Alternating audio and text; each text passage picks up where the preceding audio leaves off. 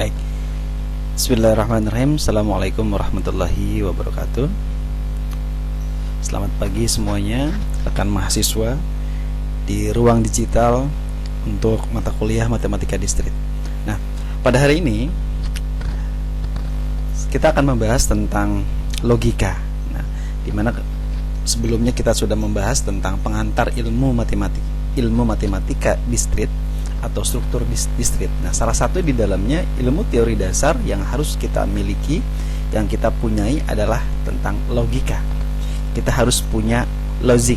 Nah, apa itu yang namakan logika? Logika dia merupakan dasar dari semua penalaran, atau bahasanya adalah reasoning. Nah, jadi semua dasar penalaran itu kita harus menggunakan logika. Penalaran didasarkan pada hubungan antara pernyataan, statement. Nah, nalar ada hubungannya dengan menggunakan pernyataan, statement. Orang berstatement, orang membuat suatu pernyataan, ya kan? Kayak di materi sebelumnya, makanan enak tidak murah, makanan enak tidak murah, gitu ya. Nah, itu kan sama statement yang digunakan. Wah, bagus sekali lukisan itu statement. Kemudian proposisi. Nah, proposisi pernyataan atau kalimat deklaratif yang bernilai benar, true, atau salah, false, tetapi tidak kedua-duanya benar atau kedua-duanya salah.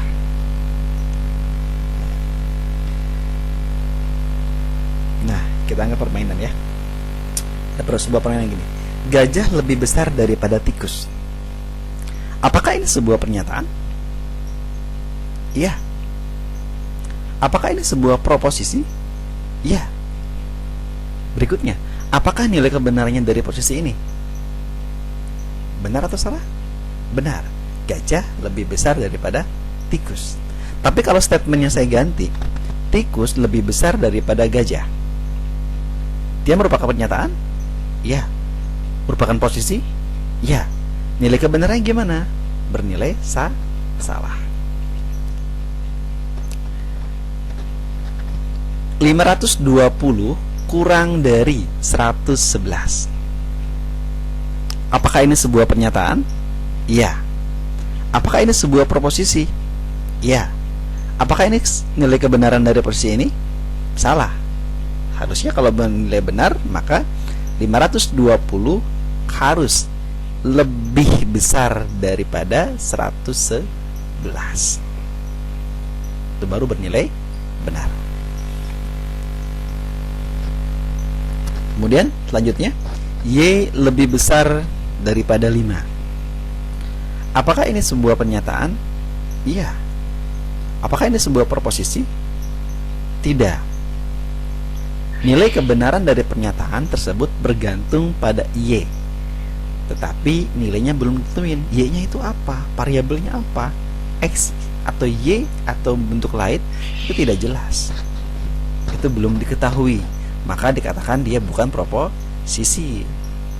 Pernyataan jenis ini disebut sebagai fungsi proposisi atau kalimat terbuka.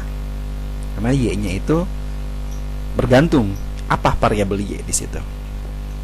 Next, selanjutnya.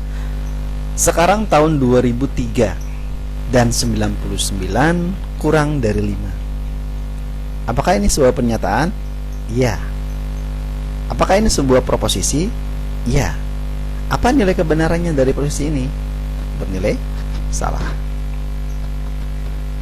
Tolong untuk tidak tidur selama kuliah. Nah, apakah ini sebuah pernyataan? Tidak. Kenapa? Ini sebuah permintaan. Ya kan? Tolong. Apakah ini sebuah proposisi? Tidak. Kenapa? Hanya pernyataanlah yang bisa menjadi proposisi. Jadi syaratnya jelas ya. Tolong hapus papan tulis ini. Berarti ya bukan pernyataan. Proposisi bukan? Ya bukan. Dia kalimatnya adalah kalimat permintaan. Game selanjutnya, X kurang dari Y. Jika dan hanya jika Y-nya lebih daripada X. Wah, apa ini pernyataan? Ya. Apa ini proposisi? Ya. Karena nilai kebenarannya tidak bergantung harga spesifik dari X maupun dari spesifik dari Y-nya. Apakah nilai kebenaran dari posisi ini bisa bernilai benar? Nah, X yang ini kan, X kurang dari Y, Y lebih dari X, kan sama saja. Ini benar. Kalau dibaca X kurang dari Y, dibalik Y lebih dari X, kebaca dari depan ke belakang, belakang ke depan, kan bernilai sama. Makanya dikatakan proposisinya ini benar. Selanjutnya kita lihat contoh 1. Siap? Semua pernyataan di bawah ini adalah proposisi. A. 13 adalah bilangan ganjil. Jangan jawab dulu. B. Soekarno adalah alumnus dari UGM. C. 1 tambah 1 sama dengan 2. D. 8 lebih besar dari sama dengan akar kuadrat dari 8 tambah 8. E. Ada monyet di bulan. F. Hari ini adalah hari Rabu. G. Untuk sembarang bilangan bulat n lebih besar daripada 0, maka 2n adalah bilangan genap. H. X plus Y sama dengan Y plus X untuk setiap X dan Y bilangan real. Ya, jadi jawabnya dari masing-masing. Mana yang merupakan pernyataan, mana yang merupakan proposisi. Ya, kalau kita bahas di sini 13 bilangan ganjil, betul? Pernyataan. Semua pernyataan di bawah ini adalah proposisi, benar? Soekarno adalah alumnus UGM, benar? 1 tambah 1 sama dengan 2, benar? 8 lebih besar daripada akar kuadrat dari 8 tambah 8. Akar kuadrat, benar? Ada monyet di bulan, benar juga, tetapi salah pernyataannya. Hari ini hari Rabu.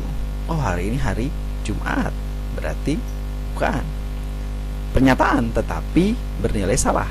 Nah, kemudian untuk sembarang bilangan n lebih dari sama 0, maka 2n adalah bilangan genap.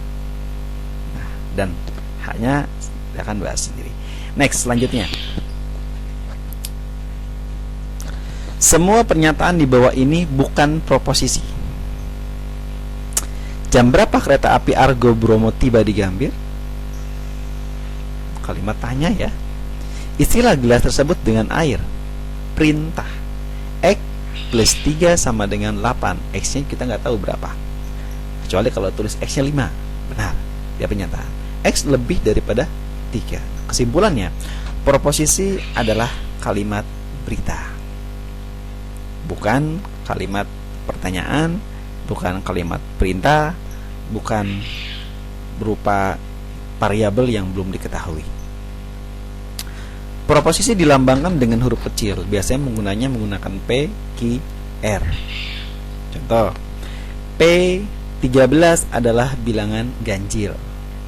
Q-nya, Soekarno adalah alumnus UGM. Kemudian proposisi R-nya adalah 2 tambah 2 sama dengan 4. Mengkombinasikan proposisi. Nah, dulu waktu SMA pernah belajar ini kan, ada pernyataan P, ada pernyataan Q. Pernah belajar konjungsi, pernah belajar disjungsi, pernah belajar ingkaran, ya kan? Pernah belajar ada kalimat yang namanya implikasi, ada biimplikasi. Nah, ini sama. Kita bahas di sini, ini logik. Misalkan P dan Q adalah proposisi. Satu konjungsi, conjunction, P dan Q. Maka kita tulis P dan Q seperti ini. Lambangnya P dan Q. Kemudian yang kedua adalah disjungsi. Disjungsi ini adalah atau, maka dibacanya P atau Q.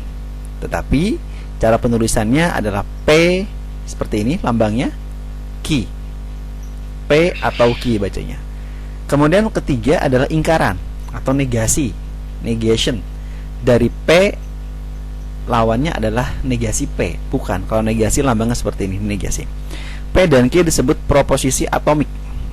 Komposisi P dan Q menghasilkan proposisi majemuk, atau kita kenal dengan nama compound proposition. Contoh 3. Diketahui beberapa proposisi berikut. P. Hari ini hujan. Q. Murid-murid diliburkan dari sekolah.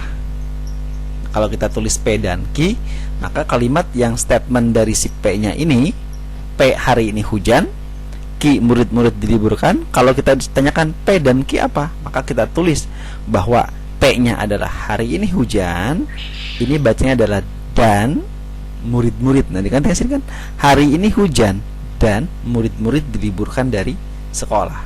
Kemudian yang kedua adalah pakai atau. Nah, maka P-nya sama, hari ini hujan atau murid-murid diliburkan dari sekolah.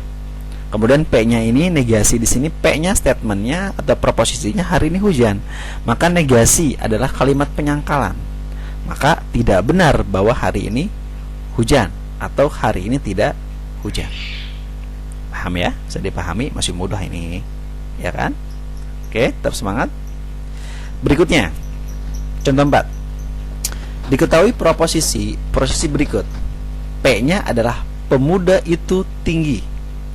Q-nya adalah pemuda itu tampan. Nah, nyatakan dalam bentuk simbolik. Nah, sekarang dari bahasanya adalah bahasa menggunakan nyatakan dalam statement atau pernyataan. Nah, sekarang pernyataan ini kita ubah ke dalam bentuk simbolik. Nah, simbolik seperti ini. Yang A, pemuda itu tampan dan tinggi. Nah, berarti lambangnya dan, P dan Q. Yang B, pemuda itu tinggi tetapi tidak tampan. Nah, berarti pemuda itu tinggi dan tidak tampan, berarti P dan negasi. Kan tampan Q, berarti kalau tidak tampan negasi Q. C, pemuda itu tidak tinggi. Nah, tidak tinggi berarti negasi P, karena P-nya tinggi. Kemudian dan, nah kan di sini maupun atau dan sama aja negasi Q, ya kan? Nah, tidak tinggi dan tidak tampan katanya kan. Yang D, nah tidak benar bahwa. Nah, ini kalimatnya ini menyambung semuanya. Tidak benar bahwa berarti penyangkalan, negasi dalam kurung negasi P. Kenapa negasi P? Pemuda itu pendek. Nah, atau tidak tampan. Yang E, pemuda itu tinggi atau pendek dan tampan. Nah, ini berarti ada koma di situ kan. Nah, berarti P-nya itu pemudanya P atau dalam kurung. Nah, ya kan? Negasi P dan Q. Kemudian yang F, tidak benar bahwa pemuda itu pendek maupun tampan. Nah, berarti negasi dalam kurung negasi P dan negasi Q. Sampai sini saya harap mudah ya, karena ini masih pengulangan ketika masih belajar di SMA. Baik. Nah, bedanya kalau di perkuliahan ini, kalau di sekolah kita pakai lambangnya itu benar salah pakai BS ya kan. Nah, kalau di perkuliahan kita simbolnya gantilah, dengan menggunakan bahasanya itu pakai T, true, benar. Kemudian false itu F, salah ya kan. Nah, ini adalah tabel kebenaran. Tabel kebenaran ini harus dihafal bahwa dinyatakan adalah kalimat tadi adalah konjungsi. P dan Q ini adalah kalau P-nya benar, T ini kan, nih P-nya benar, T dan T, P-nya T, Q-nya T, maka P dan Q bernilai benar. Yang lainnya salah. Jadi harus kedua-duanya benar. Kalau dua-duanya harus benar. Tapi beda dengan ini, dengan disjungsi. Nah, kalau disjungsi ada salah satu benar, yang lainnya kalau dua-duanya salah adalah salah, ya kan? Nah, itu adalah disjungsi. Kalau atau salah satu benar, ya benar, ya kan? Tetapi kalau misalnya konjungsi harus kedua-duanya bernilai benar. Kemudian P-nya adalah bernilai T, maka negasinya bernilai F, false. Kalau pernyataannya P, maka negasinya adalah true. Nah, ini lawannya. Contoh 5. Misalkan P-nya adalah 17 adalah bilangan prima. Bilangan prima ini bernilai benar ya, 17 bilangan prima. Kemudian Q adalah bilangan prima selalu ganjil. Bilangan prima selalu ganjil. Belum tentu ya, karena bernilai salah. Kenapa? Karena bilangan prima ada yang tidak ganjil. Berapa yo? 2. Ya kan? Itu tidak ganjil nilainya itu. Dia adalah bilangan genap. P dan Q, maka ditulis 17 adalah bilangan prima dan, nah, bilangan prima selalu ganjil, ya kan? Kita hanya membuat kalimat saja dengan menggunakan penghubung kata dan. Nah, kemudian operator proposisi di dalam Google juga sama nih kan. Ini operator-operatornya. Penggunaannya ini masih menggunakan proposisi di sini. Kita mencari, maka mesin akan mencari. Nah, ini kan kalau kita klik aljabar misalnya kan dan matematika, maka akan keluar di sini berhubungan dengan matematika. Semua akan terdeteksi dengan secara cepat. Nah, ini adalah sama dengan proposisi, kata nyataannya itu. Nah, selanjutnya contoh 6. Contoh 6 di sini bentuk tabel kebenaran dari proposisi majemuk. Kita akan membuktikan bahwa P dan Q dalam kurung atau dalam kurung negasi Q dan R. Nah, perlu diingat, kalau pernyataannya 3 statementnya, maka rumusnya adalah 2 pangkat N. N-nya ini apa? N-nya ini banyaknya pernyataan berapa? Kalau tadi sebelumnya pernyataannya itu kan dia 4 ya di sini ya. Ini kan hanya P dan Q saja, maka P dan Q 2 pangkat 2 kan. P dan Q 1, 1, 2. Berarti 2 pangkat 2 adalah 4. Maka pernyataan si P-nya adalah T, T, F, F. Kemudian TF, TF. Tetapi berbeda kalau ketika pernyataannya ini 3, maka jadinya 2 pangkat 3. Jadi kesininya adalah pernyataan P, pernyataan Q, pernyataan R, ya kan? Nah, berarti pernyataan ini adalah 8. Jadi T, T, T, T, F, F, F, F. Kemudian Q-nya T, T, F, F, T, T, F, F. Kemudian R-nya TF, TF, TF, TF. Ini ketentuan. Tahu gitu bentuknya. Terus gimana kalau misalnya pernyataannya ini adalah sampai dengan 4? PQRS. Ya udah, berarti 2 pangkat 4. Berapa?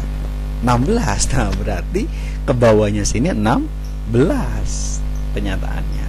Ya, itu tergantung dari kita menggunakannya. Baik. Tadi sudah kita belajar tentang masalah konjungsi dan masalah disjungsi dan atau dan negasi. Nah, sekarang dari contoh 6 ini kita akan mencari tabel kebenaran kalau ada proposisi majemuk dari dalam kurung P dan Q atau dalam kurung negasi Q dan R, maka akan bernilai apa gitu. Saya baik. Ini ketetapan. P, Q, dan R adalah ketetapan. Tetapi kalau di sini P dan Q, nah ini adalah tadi apa? Merupakan konjungsi. Kalau konjungsi berarti di sini bernilainya adalah harus benar-benar T, T, ya kan? Kalau kedua-duanya benar, maka bernilai benar. Yang lainnya salah. Itu patokan rumus yang diingatnya. Harus dan dua-duanya bernilai benar, maka benar. Maka di sini yang bernilai benar dua-duanya adalah ini kan, T, T, T. Maka bernilai benar T. Kemudian P dan Q saja ya, P dan Q saja. Hanya kotak ini, kolom P dan kolom Q yang kita gunakan. Nah, kolom P di sini adalah T dan T. Berarti T dan T adalah T. T dan T adalah T, benar ya? TF, TF, FT, FT, FF, FF, berarti F semua. Kenapa? Karena kalau konjungsi dan harus kedua-duanya bernilai benar. Kolom berikutnya adalah kolom dari negasi ki. Lihat kolom ki. Nah, kalau negasi lawannya, kalau di sininya T maka F. T berarti F, F berarti T, F berarti T, T berarti F, T berarti F, F berarti T, F berarti T, sama ya? Ya kan? F F T T, F F T T. Kemudian sekarang kita lihat kolom negasi ki dan R. Ini kolom ini dan kolom R. Yang pertama adalah negasi ki-nya ya, bukan R-nya ya. Berarti kalau ini dan sama, harus kedua-duanya bernilai benar, maka hasilnya benar. Lihat di sini. P F T F F. Berarti kalau ini kan tadi harus kedua-duanya benar. F T berarti F. F F berarti F. T T berarti benar. T T F berarti F. Kemudian F T F juga. F F F juga. T T. Nah, kedua-duanya benar. T. Cluenya di sini. Kemudian T F F. Nah, kalau dan ini konjungsinya berarti di sini kedua-duanya adalah harus bernilai benar. Nah, kemudian kolom pembuktiannya adalah dalam kurung P dan Q atau negasi Q dan R. Kita lihat kolomnya adalah kolom yang ini, ya kan? Nih, dengan kolom yang ini. Nah, penggunaannya adalah disjungsi atau. Kalau ada salah satu bernilai T, maka hasilnya akan T, yang lainnya salah. Yuk lihat. Nih ya. T F. Oh, T. Ada T-nya. T F T F T T F F F F F F F F F. Ya kan? F dan T ada T-nya. T. F dan F ada F-nya. Baik, sampai di sini. Ini baru penggunaannya dengan menggunakan pernyataannya P, Q, R, hanya menggunakan proposisi konjungsi dan disjungsi atau dan negasi. Baik, bisa dipahami? Udah ya? Baik, kalau masih semangat. Selanjutnya kita akan lanjutkan membahas tentang proposisi majemuk disebut dengan nama tautologi. Nah, apa sih tautologi? Tautologi ini adalah kasus di mana semua kasusnya bernilai benar. Semuanya benar semuanya. Kemudian proposisi majemuk disebut kontradiksi, yaitu jika ia salah untuk semua kasus. Ya kan? Semuanya salah, itu kontradiksi. Kalau semuanya benar, tautologi. Nah, nanti kita buktikan. Contoh 7 lihat di situ. P atau negasi dalam kurung P dan Q adalah sebuah tautologi. Kenapa? Ciri khasnya ini. Hasil akhirnya bernilai benar semuanya, T semua. Nah, ini statementnya cuma P dan Q ya, nggak 8 ya, cuma 4. Maka sini T T F F, kemudian T F T F di sini kan. Kemudian P dan Q berarti tadi harus kedua-duanya bernilai T, maka benar, yang lainnya salah. Ya, berarti T T T, yang lainnya kan ada F-nya nih. Ada F-nya kan? Salah. Kemudian negasi dalam kurung P dan Q. Nah, ini berarti negasi ini. Itu lawannya. Ini T berarti F. F, F, F jadi T semua lawannya. Nah, sekarang kita lihat kolom dari P yang ini, kolom yang ini ya. Atau kolom negasi yang ini. Nah, sekarang kolom yang pertama ini dengan kolom ini. Nah, kolom ini. Yang ini, oke. Nah, sekarang kita lihat. Kalau ada salah satunya T, maka bernilai benar, ya kan? Lihat, T dengan F, ada T-nya, benar, T. T dan T, oh benar, T. F dengan T, berarti T. F dan T, berarti T. Nah, ini semua jawabannya benar semua. Maka dikatakan bahwa pernyataan atau proposisi dari P atau dalam kurung negasi dalam kurung P dan Q adalah merupakan sebuah tautologi. Baik, bisa dipahami? Nah, terus contoh kedua, contoh berikutnya, contoh 8 ya. Banyak contohnya nih. Ini kayaknya berat slide-nya banyak ini. Siap ya? Ini harus sedia kopi ini. Jadi biar nggak ngantuk ya. Kalau ngantuk repot ya kan? Pakai logika soalnya di sini. Contoh 8. Contoh 8 di sini adalah kita mencari dalam kurung P atau Q dan negasi dalam kurung P atau Q. Dia merupakan sebuah kontradiksi. Tadi kalau kontradiksi adalah semuanya bernilai salah. Semuanya bernilai salah. Itu adalah kontradiksi. Kita lihat di sini ya. Pernyataan di sini adalah pernyataan P-nya. Ini adalah T dan T. FF ya sama ya. Jadi Q-nya adalah TF. Kemudian P dan Q-nya adalah ini. Harus dua-duanya T, maka T yang lainnya salah. TFFF.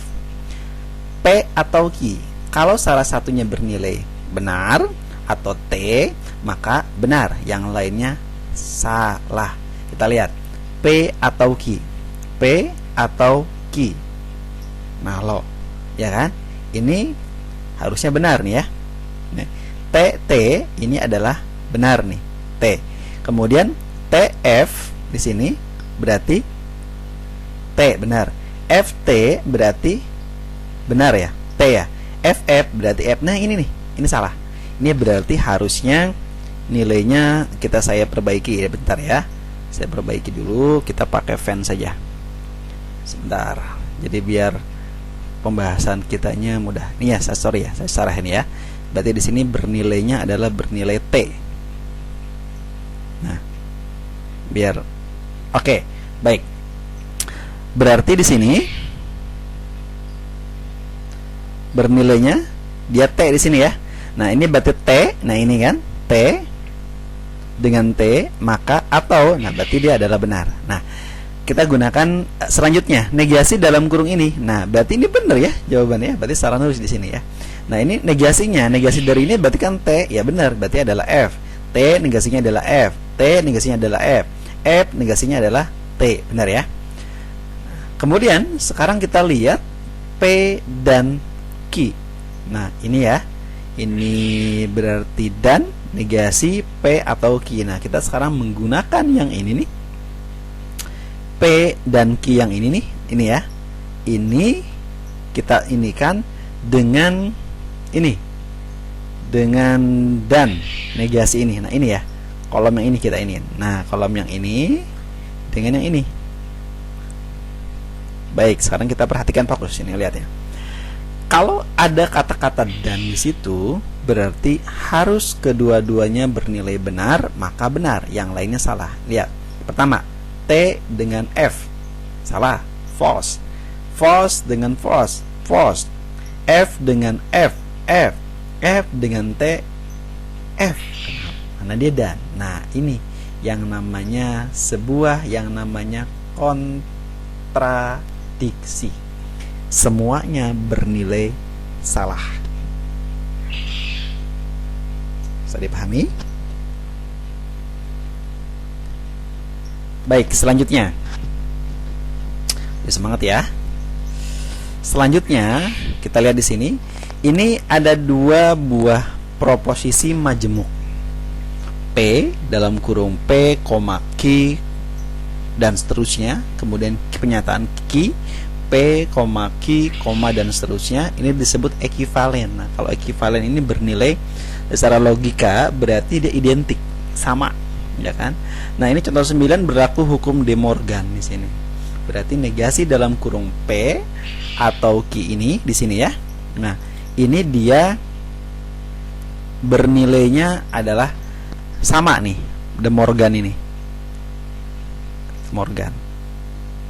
Nah, ini ya. Dia sama di sini. Ini berupa ekivalen. Kalau ekivalen ya berarti bernilai sama. Nah, kita lihat kotak di sini masing-masing kolomnya pernyataan V dan Q-nya. TTFF, TFTF ya, ini ketentuan nih. Ini ketentuan dasar dimanapun. Kalau cuma dia yang 4 ini ketentuannya. Kemudian sekarang nyari P dan Q. Nah, kalau P dan Q statementnya itu ada harus dua-duanya bernilai T maka benar, yang lainnya salah, ya kan? Kemudian kolom berikutnya dari sini ngambilnya. Ini negasi. Tinggal ini aja, kalau T jadi F, nah kalau F jadi T, F jadi T, F jadi T di sini kan. Kemudian negasi P. Nah, dari sini ngambil. Nah, kalau T ya jadi F. T jadi F kan? Kalau T jadi F juga. Nah, kalau F jadi T di sini. F jadi T juga di sini kan penggunaannya. Kemudian negasi Q yang ini, T jadi F nih kan, F-nya jadi T di sini, kemudian T-nya dia jadi F di sini, F-nya jadi T. Nah, sekarang negasi P atau negasi Q ini yang digunakan. Nah, ini, ya kan? Nah, sekarang kita lihat F dengan F atau ya, berarti F. Kalau atau salah satunya T benar, yang lainnya salah. Berarti T sama F, T sama T, T. Nah, ini yang namanya hukum De Morgan nih. Coba perhatikan. Yang saya kasih blok merah ini di sini, ini dengan ini hukum De Morgan di sini ya. Ini yang namanya dikatakan sebagai De Morgan ekivalen. Nah, ekivalen ini berarti dia bernilai sama di sini. Jadi dia bernilai sama. Baik, mudah ya. Ini contohnya baru 9 contoh. Berikutnya adalah hukum-hukum logika. Nah, apa sih hukum-hukum logika? Nah, ini hukum-hukum aljabar dari proposisi. Ini ada berapa ya? Lumayan, ada 10 hukum di sini. Ada 10 hukum dalam aljabar proposisi ini. Yang pertama ada berlaku hukum namanya adalah hukum identitas. Hukum identitas. Hukum identitas di sini berarti P atau ini P atau penyataannya false ekivalen dengan pernyataan sendiri P tersebut. Kalau V dan T maka ekivalen dengan pernyataan P tersebut. Ini identitas. Jadi tidak ngaruh nilai. Kedua hukum nol atau dominasi. Ini dominasi tergantung nanti mana yang lebih mendominasi. Kalau misalnya hukum nol ini tergantung nilainya kebenarannya apa. Yang tebal ini adalah nilai kebenarannya. Kalau dia P dan F maka benar. F false. Kalau P atau T ini adalah T di sini. Kemudian hukum negasi. Negasi adalah P atau negasi P adalah T. Ekivalen dengan T.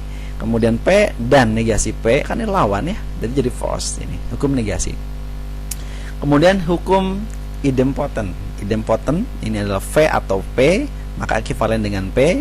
Kemudian V dan P ekivalen dengan P, ini idempotent. Yang kelima ada hukum involusi, negasi ganda. Negasi berarti ekivalen ya sama-sama ya. Negasi dinegasiin lagi ya, berarti tidak berarti benar gitu kan. Jadi kemudian yang keenam adalah hukum penyerapan. Nah, absorpsi. Nah, di sini kan.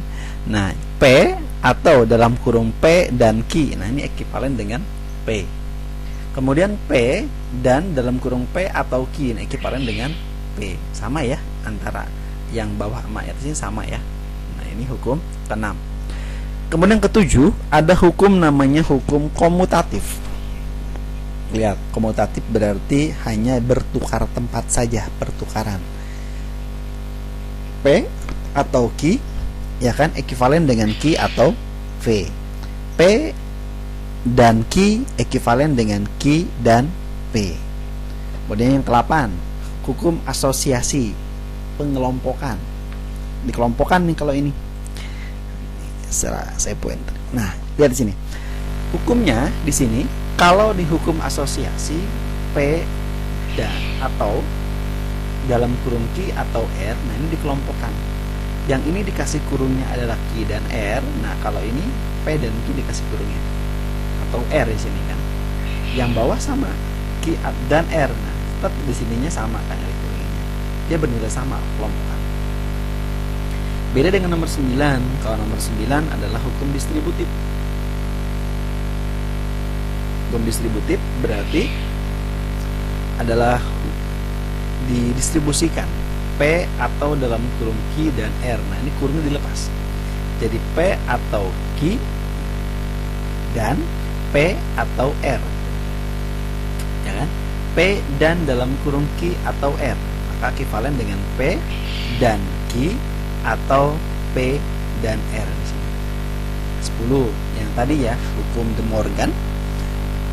Intinya hukum De Morgan ini dia sama, hanya membuka kurung saja nih. Negasi dalam kurung P, negasi P atau negasi Q kan. Negasi dalam kurung P atau Q, jadi negasi P dan negasi Q di situ.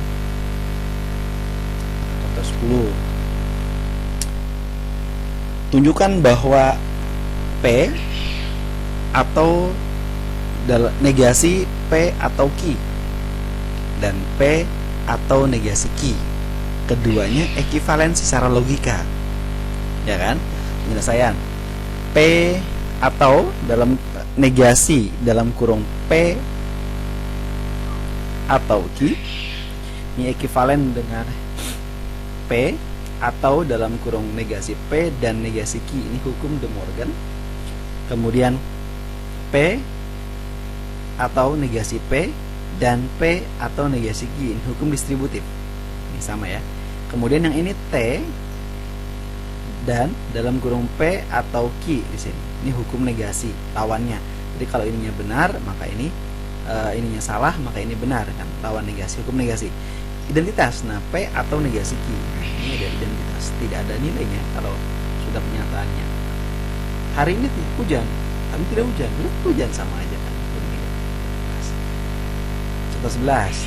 Di sini kita membuktikan bahwa hukum dari penyerapan P dan dalam kurung P dan Q ini ekuivalen dengan P kata nilainya. Maka P dan dalam kurung P atau Q, berarti P bernilai atau bernilai false dan P atau Q, ini hukum identitas. Kemudian P atau dalam kurung nih F-nya kita taruh di sini dan Q karena sama-sama P kan dikeluarkan, maka P atau P F ini hukum nul. Kemudian P, oh identitas.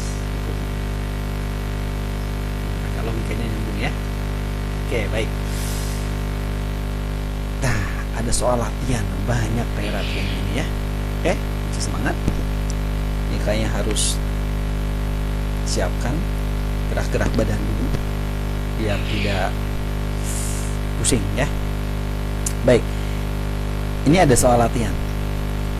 Nah, soal latihan saya akan bahas soal latihannya. Sekarang kita lihat di soal latihan pertama. Diberikan pernyataan tidak benar bahwa dia belajar algoritma, tetapi tidak belajar matematika. Nah, nyatakan pernyataan di atas dalam kondisi simbolik ekspresi logika gimana?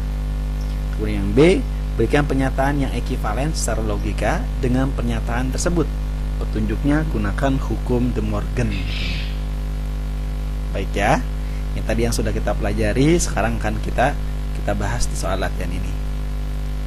Baik, dari soal tadi di sini saya akan bahas.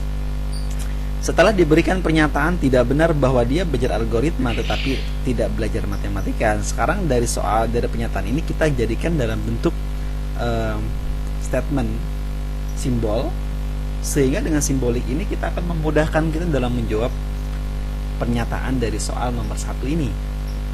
Misalkan P, dia belajar algoritma. Q-nya adalah dia belajar matematika, ya kan? Maka kalau tulis di sini udah tinggal gini aja kan? Nih, lihat. Nyatakan pernyataan di atas dalam bentuk simbolik, ekspresi logika katanya kan. Tidak benar bahwa dia belajar algoritma, ya kan? Berarti udah negasi dalam kurung P dan negasi Q, ya kan? Berarti dinyatakan adalah tidak benar bahwa dia belajar algoritma dan dia tidak belajar matematika. Yang B, statement yang B di sini berarti negasi dalam kurung P, nah dan negasi Q sama ini kan? Ini kan ekuivalen dengan negasi P atau Q kan? Berarti sama aja kan statementnya. Yang A ini, ya kan? Negasi P, berarti ini dia tidak belajar algoritma atau belajar matematika, ya sama-sama nggak belajar, ya kan? Dengan kata lain, dia tidak belajar algoritma atau belajar matematika. Logikanya harus masuk ya. Kemudian selanjutnya ada disjungsi eksklusif. Disjungsi eksklusif ini adalah kata atau kita sifat dengan or dalam operasi logika digunakan dalam salah satu dari dua cara. Yang pertama adalah inclusive or, atau berarti P atau Q atau keduanya. Contoh, tenaga IT yang dibutuhkan menguasai bahasa C++ atau Java. Ya kan? Yang kedua, exclusive or, atau berarti P atau Q tetapi bukan keduanya. Contoh, ia dihukum 5 tahun atau denda 10 juta. Ya kan? Sama. Ini tabel logika disjungsi eksklusif atau kita singkat dengan nama XOR, ya, XOR, ya. Notasinya adalah tanda plus dikasih lingkaran, ya, lingkaran plus. Jadi kalau pernyataan V-nya di sini kan, nah kalau P-nya TT, bernilai TTFF, Q-nya TFTF, maka P, nah XOR Q berarti kalau dia TT maka F, TF maka T, FT maka T, FF maka F. Berarti harus kedua-duanya ini dia bernilai benar dan salah. Maka atau kan di sini pilih salah satu. Caranya tabel kebenaran untuk XOR ini, untuk disjungsi eksklusif. Kemudian proposisi bersyarat. Ada kondisioner atau implikasi. Bentuk proposisinya adalah jika P maka Q. Notasinya P. Nah, ini adalah implikasi. Jika P maka Q bahasanya. Ya, ini ya. Ini jika P maka Q. Bacanya ini, jika P maka Q. Berarti proposisi V ini disebut hipotesis, antecedent atau premis atau kondisi. Kemudian proposisi Q disebut konklusi atau kongruen. Contoh 12 nih. Ini udah 32 slide ya. Contoh 12.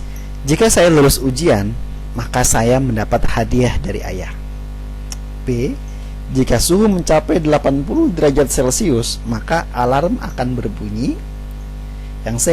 Jika Anda tidak mendaftar ulang, maka Anda dianggap mengundurkan diri. Nah, ini contoh 12. Kita bahas. Gimana cara mengekspresikannya? Jika P maka Q, implikasi. Jika P Q, P mengakibatkan Q. P implies Q. Q jika P. P hanya jika Q.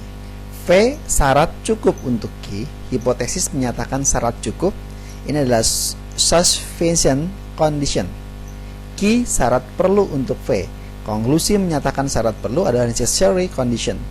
Q bila mana P, maka Q whenever P. Kemudian contoh 13. Proposisi-proposisi berikut adalah implikasi dalam berbagai bentuk. Jika hari ini hujan, maka tanaman akan tumbuh subur. Ya, benar ya, implikasi. Jika tekanan gas diperbesar, mobil melaju kencang. Ya. 3. Es yang mencair di kutub mengakibatkan permukaan air laut naik. Benar.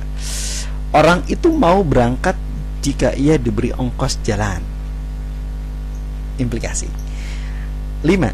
Ahmad bisa mengambil mata kuliah teori bahasa formal hanya jika ia sudah lulus mata kuliah matematika diskrit. 6.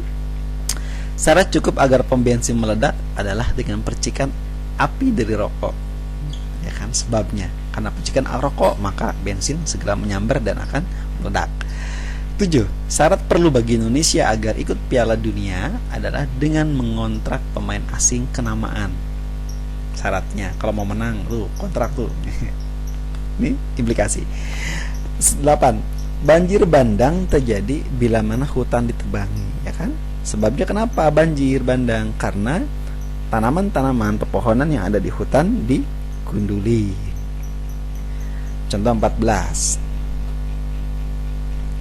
Ubah proposisi C sampai dengan H pada contoh 13 di atas dalam bentuk proposisi. Jika P maka Q. Nah, penyelesaian yang tadi ya. Nah, tadi ada statement, ada 6 statement. Yang ini nih ada 8 ya. Oh, bukan 6, 8. Nah, ini kan start proposisi. Nah, proposisi ini sekarang akan kita buat implikasinya. Maka implikasi yang kita buat di sini menjadi ini. Nah, yang satu, jika P maka Q, itu syaratnya ya. Kalau yang jika P maka Q, P-nya cari. Yang nomor satu, P-nya S mencair di kutub. Maka permukaannya ada itu permukaan laut naik itu adalah Q-nya. Jika P maka Q. Jika S mencair di kutub, maka permukaan air laut naik. Yang kedua, jika orang itu diberi ongkos jalan, maka ia mau berangkat, ya kan? Yang ketiga, jika Ahmad mengambil mata kuliah teori bahasa formal, maka ia akan lulus mata kuliah matematika discrete. Keempat, pernyataan yang diberikan ekivalen dengan percikan api rokok adalah syarat cukup untuk membuat pom bensin meledak, ya kan? Atau bahasanya, jika api memercik dari rokok, maka pom bensin meledak. Itu bahasa implikasinya. Yang kelima, pernyataan diberikan ekivalen dengan mengontrak pemain asing kenamaan adalah syarat perlu untuk Indonesia agar ikut Piala Dunia. Atau bahasa implikasinya, jika Indonesia ikut Piala Dunia, maka Indonesia mengontrak pemain asing kenamaan. Yang keenam, jika hutan-hutan ditebangi, maka banjir bandang terjadi, ya kan? Itu implikasinya. Nah, sekarang saya jelasin tentang tadi ya. Ahmad bisa mengambil mata kuliah teori bahasa formal hanya jika ia lulus mata kuliah matematika discrete. Nah, ini adalah biimplikasi jatuhnya. Kenapa biimplikasi? Karena dia dua arah. Dia nggak akan bisa ngambil mata kuliah matematika discrete kalau dia belum lulus. Dia nggak bisa ngambil teori bahasa formal. Tetapi kalau dia sudah lulus, dia bisa ngambil teori bahasa. Itu prasyarat. Materi prasyarat. Ya kan? Nah, ingat, jika nah, tanda panah itu kan dibacanya itu P hanya jika Q. Beda dengan tanda panahnya. P-nya adalah Ahmad bisa mengambil mata kuliah teori bahasa formal. Q, Ahmad sudah lulus mata kuliah matematika discrete. Nah, standarnya jika P maka Q, maka jika Ahmad mengambil mata kuliah teori bahasa formal, maka ia sudah lulus mata kuliah matematika discrete. Nah, kalau ada kata jika dan hanya jika, P jika hanya Q, ya kan? Baik, selanjutnya penjelasan berikutnya.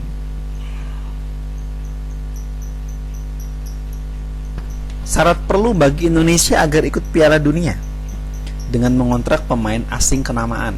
Tadi ya, ingat, P jika P maka Q dapat dibaca Q syarat perlu untuk P. Susun sesuai format. Mengontrak pemain asing kenamaan adalah syarat perlu bagi Indonesia agar ikut Piala Dunia. Q-nya berarti Indonesia mengontrak pemain asing kenamaan. P-nya Indonesia ikut Piala Dunia. Maka notasi standarnya adalah jika P maka Q. Jika Indonesia ikut Piala Dunia, maka Indonesia mengontrak pemain asing kenamaan, ya kan? Sama ya standarnya ya. Itu adalah implikasi. Contoh 15. Misalkan X-nya adalah Anda berusia 17 tahun. Y-nya adalah Anda dapat memperoleh SIM. Nyatakan proposisi berikut ke dalam notasi implikasi. Yang A, hanya jika Anda berusia 17 tahun, maka Anda dapat memperoleh SIM. Yang B, syarat cukup agar Anda dapat memperoleh SIM adalah Anda berusia 17 tahun. Yang C, syarat perlu agar Anda dapat memperoleh SIM adalah Anda berusia 17 tahun. Yang D, jika Anda tidak dapat memperoleh SIM, maka Anda tidak berusia 17 tahun. Yang E, Anda tidak dapat memperoleh SIM bila mana Anda belum berusia 17 tahun. Itu proposisi implikasi ya. Nah, sekarang lihat pembahasannya. Yang A tadi, pernyataan yang ekivalen. Anda dapat memperoleh SIM hanya jika Anda berusia 17 tahun. Ingat, implikasi tadi ya. P hanya jika Q. Simboliknya berarti jika Y hanya jika X. Pernyataan B, Anda berusia 17 tahun adalah syarat cukup untuk memperoleh SIM. Maka P syarat cukup untuk Q. Ditulis simboliknya adalah X, jika X maka Y. Pernyataan ekuivalen, Anda berusia 17 tahun adalah syarat perlu untuk mendapatkan memperoleh SIM.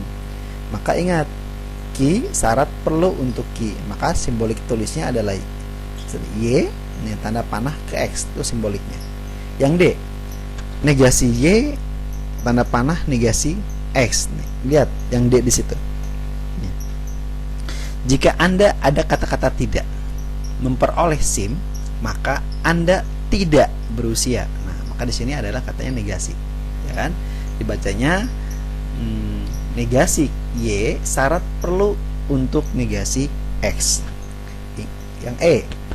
Yang E juga sama ya di situ. Ingat P maka Q.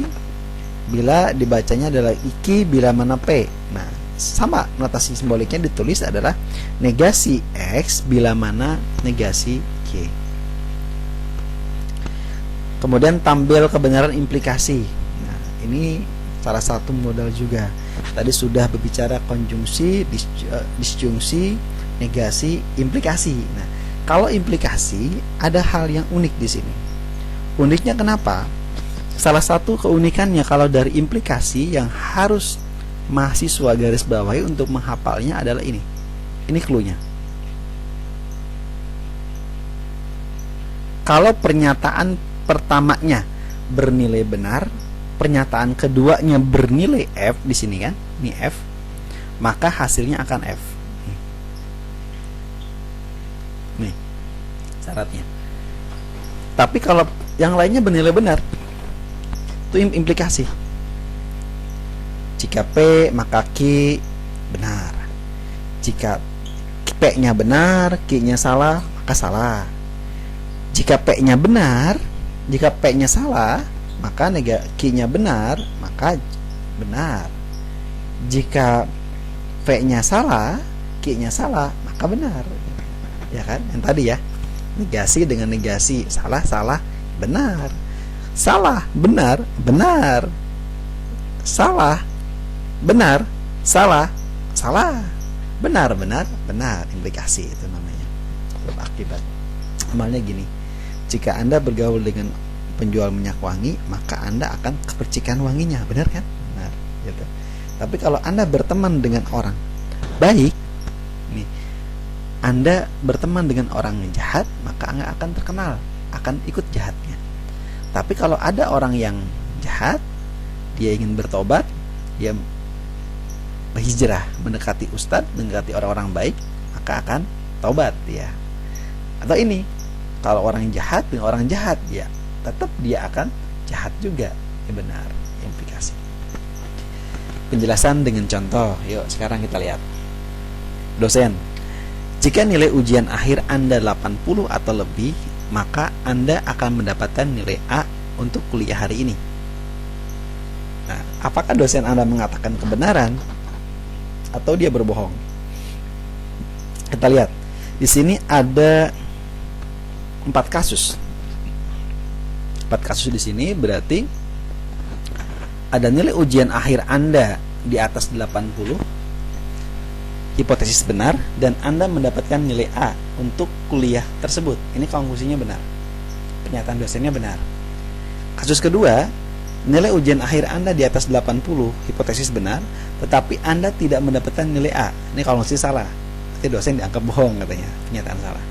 Kasus ketiga, nilai akhir ujian Anda di bawah 80. Ini salah hipotesisnya. Dan Anda mendapatkan nilai A. Wah, berarti kesimpulannya dosen Anda tidak dapat dikatakan salah. Mungkin ia melihat kemampuan Anda secara tiba-tiba bagus sehingga Anda tidak ragu untuk memberikan nilai A. Nah, ini namanya belas nilai ini ya, nilai belas kasihan atau nilai kedekatan ini. Kemudian keempat kasusnya adalah nilai ujian akhir Anda di bawah 80. Ini hipotesis salah dan Anda tidak mendapatkan nilai A. Nah, ini adalah dosen Anda bernilai benar. Perhatikan bahwa dalam implikasi yang sedang dipentingkan nilai kebenaran, premis dan konsekuen, bukan hubungan sebab dan akibat di antara keduanya. Beberapa implikasi di bawah ini valid meskipun secara bahasa tidak punya makna. Lihat, jika 1 tambah 1 sama dengan 2, maka Paris ibu kota Perancis. Jika n bilangan bulat, maka hari ini hujan gitu. Ini gak ada hubungannya, tetapi dia tidak punya makna gitu kan. Contoh 16. Tunjukkan bahwa P, jika P maka Q ekivalen secara logika dengan negasi P atau negasi Q. Nah, ini pernyataan ini adalah membuktikan. Kita lihat di sini penggunaannya. Nih, kalau logika lumayan materinya nih. Butuh logika, makanya butuh kopi dulu ya, siapin kopinya. Nah, P ini bernilai T dan T, TT, FF, Q-nya TF, TF sama ya, ini benar ya. Ini ketentuan kalau misalnya variabelnya adalah hanya dua statement, P dan Q. Kemudian negasi P ini kan, T-nya adalah F, T-nya adalah F, F-nya adalah T, F-nya adalah T di sini.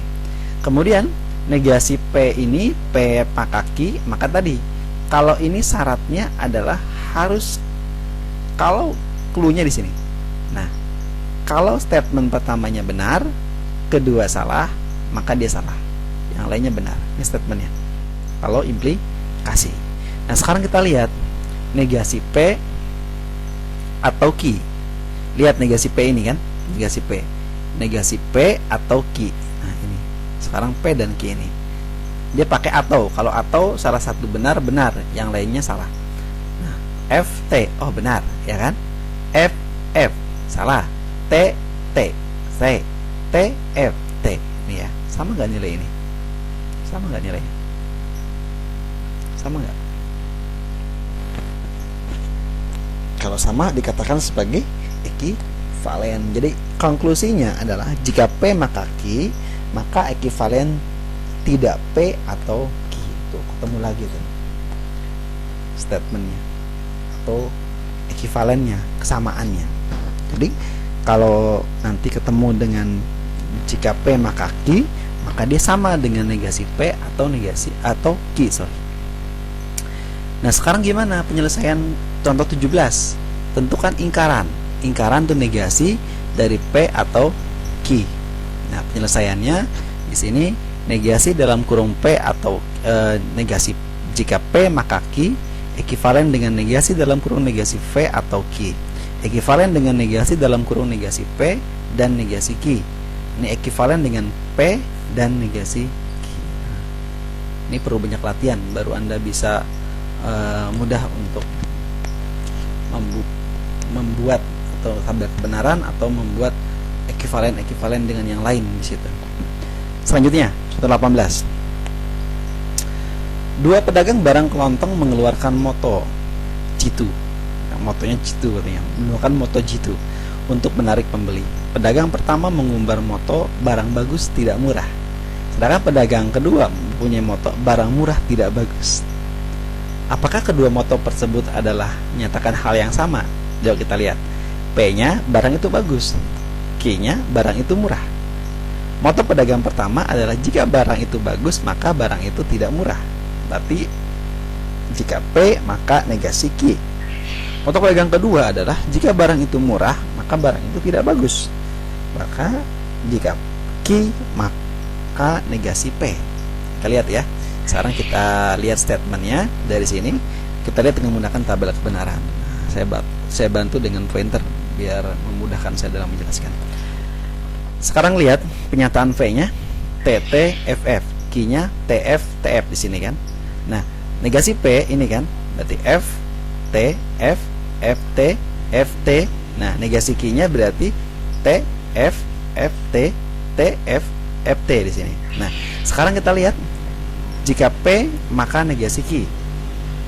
P ini maka negasi Q. Lihat. Nah, ini kan syaratnya tadi kalau misalnya TF dia salah. Ini kan T F. Oh, dia F.